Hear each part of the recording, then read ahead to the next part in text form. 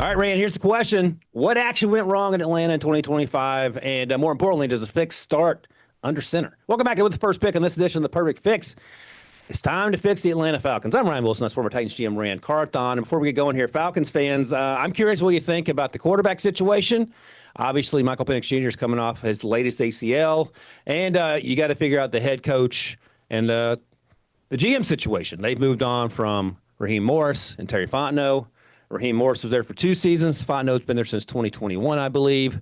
So, Rand, before we get to the quarterback conversation, you can tag that to the end of this here. Let's start with the GM and the head coach. You mentioned this is a pretty attractive job. Who are you eyeballing to get this thing right? I mean, I think first they need to hire a president of football operations. Okay. And figure that spot out first before you get to the GM and the head coach. But we'll transition on and we'll move on to the GM portion of it. So some GM candidates that I want to throw out there that make sense to me. Let's start with R.J. Gillen, the assistant GM with the San Francisco 49ers. He's a name that's been mentioned to the other opening in Miami. R.J. has a strong scouting background. He has a law degree, was a former walk-on at LSU, and he worked as an intern in the San Antonio Spurs organization under R.C. Buford. Then you have Josh Williams, who's the director of football operations for the San Francisco 49ers. Another guy that has a strong scouting background. He's been primarily with the San Francisco 49ers front office throughout his whole career. But Josh is an Ivy League grad, played football at Columbia, worked on Wall Street before he got into the NFL, and he's the nephew of the NBA great agent Bill Duffy, who represents guys like Luka Doncic and all those type guys. So he comes from that lineage. And then 2 names with strong ties to the organization.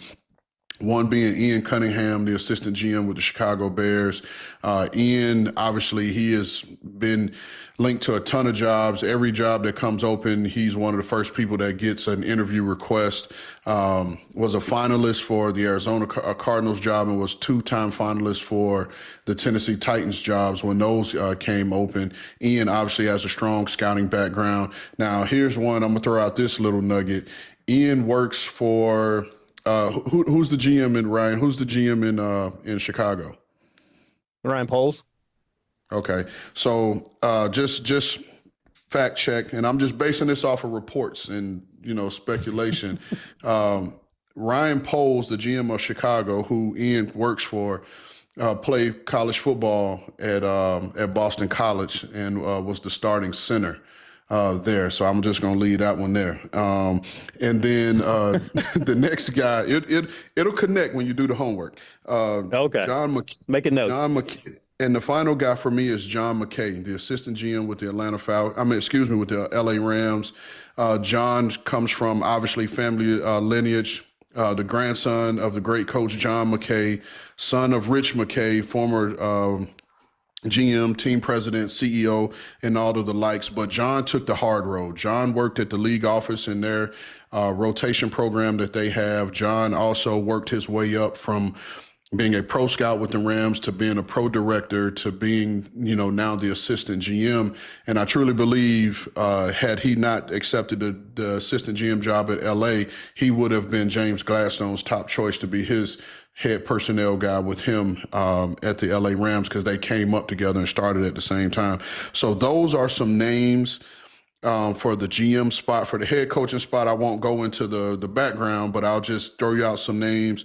Clint Kubiak, Anthony Weaver, Jeff Hafley, Kevin Stefanski, Thomas Brown are some names that I think they would be willing to talk to. You can throw in Robert Saleh's name in there as well, because I truly believe now Robert Saleh is going to become an even more attractive candidate for people. Not just because of what he's able to do as a coach, but now that Mike McDaniel is available, I believe Mike McDaniel will probably be his number one choice to be his OC. So being able to pair those two, I think would really help. So those were just some of the names for the head coach and GM spots. I love John McKay is one of my favorite old school coaches ever. He obviously started was there in Tampa Bay began as a football program. And one of my favorite John McKay quotes ever. I don't know if you know this quote. You probably do because you're a little bit almost as old as me. They asked him back in Tampa Bay what he thought of his team's execution, and he goes, "I'm in favor of it." That's how poorly they played, and he was just telling it like it was. I love me some John McKay, and if his grandson's anything like that, you're going to get a real winner wherever he ends up. Should he get a GM job? All right. Let's go, Rand. Next up, we talked about the head coaching situation. Now let's look at the salary cap situation here. Fact check me as always. I have the Falcons at number 16 available salary cap space, around $37.8 million this spring as we head into the free agency period. I'm going to give you some names, and you let me know stay or go. They restructured Kirk's deal before they moved on from the GM and head coach, which indicates that he's probably going to be available for other teams. They spread out his cap money, and that's why they did that. But here's some other names about to hit free agency: David Onyemata, Kyle Pitts, Caden Ellis, part of the Ellis family of only pass rushers. Those guys are so much fun to watch. Arnold Ebiketie, another pass rusher. David Sills, undrafted, who became a big part of that offense down the stretch. And Tyler Algier, the other running back, but who could go somewhere else and get paid and be a big contributor in the backfield should the Falcons choose not to bring him back. Any of these names that are must-haves? I think you try to figure out how to get Onyemata back. I think he's a big part of that defensive front. I love what Caden Ellis was able to do just in terms of his versatility and just the calming presence that he brings to that linebacker spot. I think Kyle Pitts has played his way into a new deal. How you figure that out, that's going to be determined in terms of what that tight end market is. But I think he answered the bell this year and can really help their offense. I do agree with you on Tyler Algier. If I was Tyler Algier, I'd be looking to go somewhere else, and I'd be looking to find out where Arthur Smith is going to be, because he was an Arthur Smith favorite. He had 1,000 yards rushing when Arthur Smith was the head coach there. So if Arthur Smith stays in Pittsburgh, I'd be staying in I'd be making my way to Pittsburgh to be the guy there if I was Tyler Algier. Another guy was Elijah Wilkinson. I think he's served as a solid, rotational backup for them because they've had some injuries at the tackle spot, and I thought he played solid there. And then again, another special teams guy that you always leave off because you don't think they're human, Bradley Pinion. I think Bradley Pinion is a solid punter for him, especially being able to kick indoors. I think really helps them because not only is he a punter with a strong leg, but he also kicks off, which takes a lot off the leg of the kicker. So I think there's value in having him there. And then another name, you talked about Kirk Cousins' deal being renegotiated to push some of that down. Another name for me in terms of either a cap casualty or a renegotiation would be Darnell Mooney. The wide receiver that they signed a couple years ago as a free agency. He's played okay in spots, but you hadn't really got the production you expected when you signed him from Chicago. He's carrying a cap number of $18.5 million for this year with a dead cap hit of $11 million. And speaking of dead cap, the Falcons have 2.2. Now, my last look at it, they have $2.2 million in dead cap, so they could take on some of that if it were available. Now, one of the downsides to taking this job as the head coach and GM is that the Falcons only have 5 draft picks. The first one is not until pick 48 because of the trade last year for James Pierce Jr., who has been every bit that first-round talent. So I understand why they did it, but going into this draft, now you're sort of have your hands tied behind your back. If you're not picking till the middle of the second round, I'll ask you as a former GM and front office guy for 20 years, how do you approach that in the pre-draft process? And I'll just throw a name out there. Let's say our guy, Caden McDonald, the defensive tackle at Ohio State's available there. That feels like you're hitting a home run. Is that something you might be interested in? How are you approaching this now with the understanding that you got to sit around for 47 picks before you get to make a decision? I mean, that is what it is. But again, and the reason why I said this is one of the more attractive jobs to me is because I think a lot of the pieces are there. Yeah, they only have 5 draft picks, none in the first, and so they have a 2, a 3, a 4, a 6, and a 7. So no pick in the first, no pick in the 5th. But if you look at last year's draft class, Jalen Walker, James Pierce, 1st round, Xavier Watts, 3rd round, Billy Bowman Jr., 4th round, Jack Nelson, 7th round.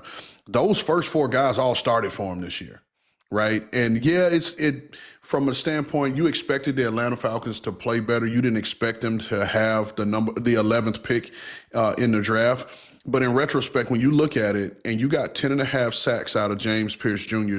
as a rookie, and he didn't play a ton He played kind of a Right. specialized role. Are you, as a Falcons fan or a Falcons organization, are you upset that you don't have, that you don't have that pick? Because I think it's been warranted, because you and I talked about it a ton on this show. All things considered, James Pierce Jr. was a top 15 talent and possibly top 10, if everything lined up right. So to me, you've gotten your money's worth. You've got 4 starters in your first 4 picks out of last year's draft class, which only completes this roster even more. Again, you have a Pro Bowl left tackle. You have a Pro Bowl right guard. You have a Pro Bowl wide receiver. You have a Pro Bowl running back. You have a Pro Bowl corner. I think you have a Pro Bowl safety in Jesse Bates Jr. I think Xavier Watts could be a Pro Bowl safety. And so you have a ton of talent. You said it on the lead in to this segment. What is wrong with the Atlanta Falcons? We have to figure out what is wrong and why, with all that talent, they weren't able to win. I don't solely place the blame on Raheem Morris. I know Raheem Morris as a coach. I know him as a person. I know what he looks to instill in these guys. And even GM Terry Fontenot. Terry Fontenot did his job, and in terms of acquiring talent on this football team. Now, the big question in it all is the quarterback spot, right?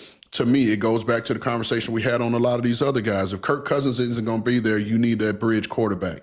You need to spend some of that $38.8 million on getting you a bridge quarterback that can help you win. Because even down the stretch, and we saw Kirk Cousins play, and no disrespect to him, but Kirk Cousins was not the reason why the Atlanta Falcons were able to win games down the stretch. That was Bijan Robinson and putting the ball in his hands. And so even with Michael Penix Jr., he's coming off of an ACL. Is he going to be able to carry this football team? I'm not the biggest believer, but that's just me. I hope that he proves me and everyone else wrong, but I think they need to address that spot as well. And that's where the rubber meets the road. I'm actually interested in what Falcons fans think about Michael Penix Jr. and his not only availability to start of next year, but his long-term chances for success in Atlanta. Because as you mentioned, I like Michael Penix Jr. as a first-round pick. I understood the injury issues. Those injury issues have continued to be a concern, and now he missed the second half of the season. So they got to figure that out. And I do wonder, Rand, when the new head coaches are interviewing for jobs, the GMs, if they're frank and they say we need another quarterback, how that's going to go over with owner Arthur Blank. But these are all things that the Falcons have to figure out in the coming weeks. Let us know, Falcons fans, how you feel about Michael Penix Jr. and this team's chances, because I feel like if Michael Penix is where he needs to be, they can be a playoff team in this division. If the quarterback situation is in flux, like Rand's talking about, oh boy,